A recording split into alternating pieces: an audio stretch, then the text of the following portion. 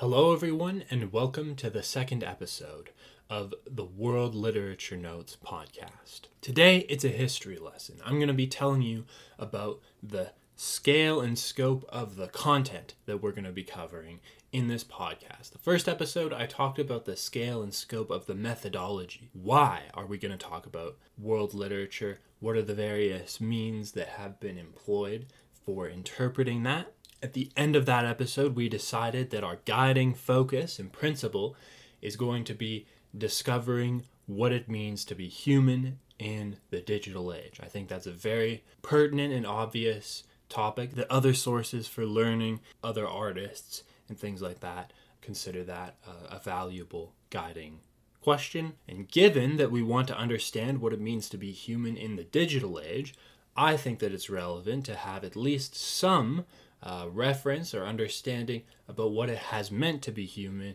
in other eras, at other times in history, in other cultures and languages. And by talking about a broad strokes overview of world history, it also gives us basically the setting in which these many stories that we're going to talk about over the course of this podcast take place in, namely the planet Earth, the history, complex and elusive though it might be, of the human race. So we've got a lot to cover. I am going to start basically at like the dawn of time and end with modern day. So we've got a lot of material to go over. And we're going to begin with the creation of the solar system. Now, that's not quite the dawn of time. I understand there were, at least a couple more, tens of billions of years between whatever we call the Big Bang and that. I'm just going to be honest, I wasn't there, so I can't really speak to that particular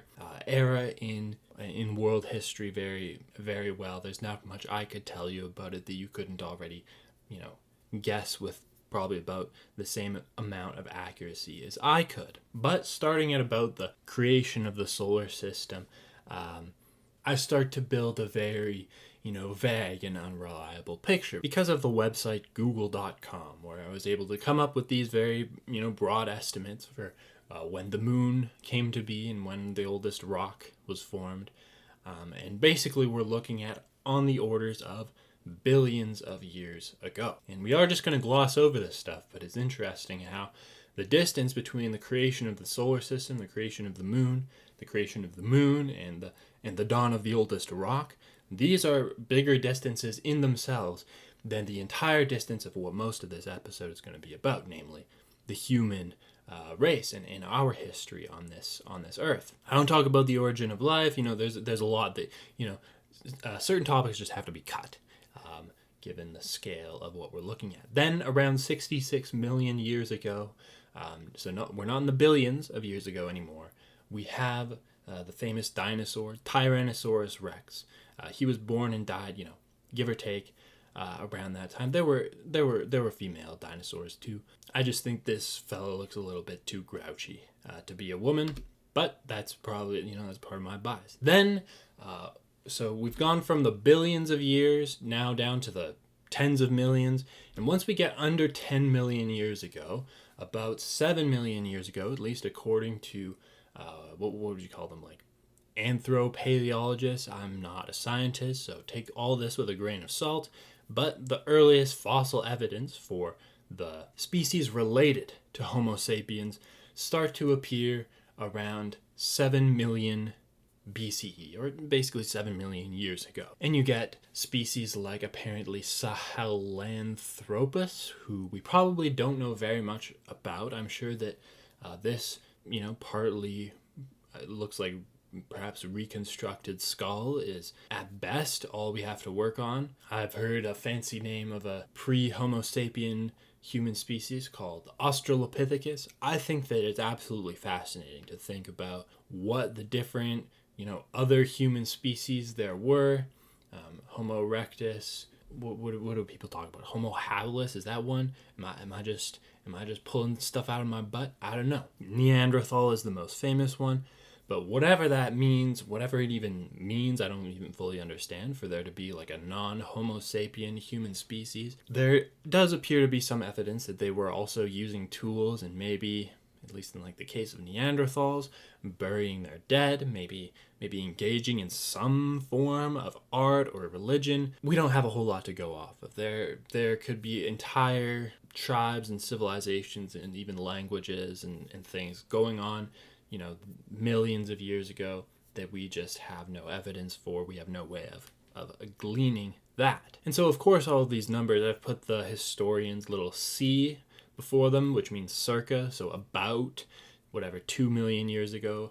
We get Olda 1 tools. I'm sure that those are named after the archaeological site in question. You can Google that and learn about as much about it as I know. For our purposes, though, the Homo sapiens species, that's the human beings that we understand, the ones you might have seen stomping around if you go outside once in a while. We have found archaeological sites. An example is Jebel Ihrud, which is in Morocco, up in northern Africa, dating our ancestors at least as far back as 300,000 BCE, give or take. Of course, those are basically estimates that change with each new discovery. I think people used to say, it's about 100,000 years, maybe 200,000.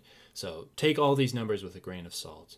But basically, for on the order of hundreds of thousands of years, our species, the Homo sapien branch of the hominid or human, what do you call it, genus? I don't understand taxonomy in any detail, but basically this is the playground on which we have so far had to get up to various shenanigans, probably a lot of romance, probably a lot of war. We'll see that those are recurring themes in world literature, but basically that's the setting for our story as human beings. And we see that as soon as we find evidence of human activity, not just our skeletal remains, we see right away evidence of art and religion. So here in El Castillo, which is somewhere in Spain, we have on the order of tens of thousands of years ago cave paintings of animals, hunter-gatherers engaging in various activities. And this is a period in history that's obviously very poorly understood. Lots of people like to speculate about it with stuff that, is probably not in the mainstream scientific narrative. People say, they were hiding from aliens, that's why they were in the caves. I'm sure they say all kinds of things, but the reality is, you and I, we just probably, at least most of us, weren't there to witness it in person. Although if you were, definitely let me know in the comments, or if you can send a message on Patreon, or however you can get a hold of me. If you personally are, 40,000 years old, I think that your insights would be really tremendously helpful for this project. So reach out to me if that's you. But I think for most of us, we're going to be doing a lot of guesswork, and then we're going to be doing a lot of looking at really old and faded paintings that we don't understand and trying to build an understanding from that, which is paradoxical. Point is, they were making art though, which we can at least relate to them about that.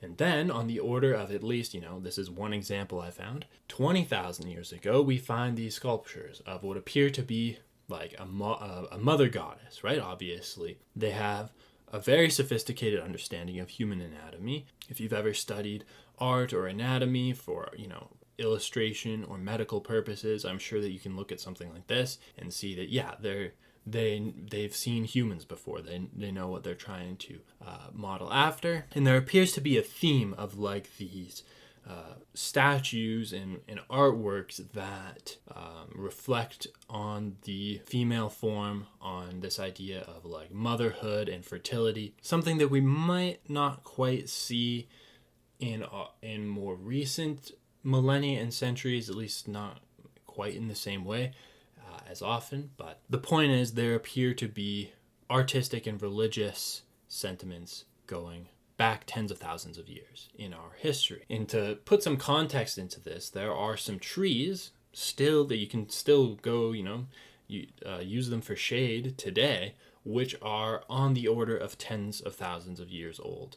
I believe this is somewhere in the U.S. They're called the pando trees, apparently. I don't know very much about that, but if you look on at least Google or whatever for the oldest trees, It's kind of interesting to think about that the beginning of cities, the beginning of language, every empire you can possibly name, they've all been around at the same time as that tree that you can go and like put your hand on today. And I think that serves, at least for me, to connect us to, these aren't just stories. This is part of the world we live in. This is part of how we became who we were, is everything that I'm about to talk about in the rest of this episode.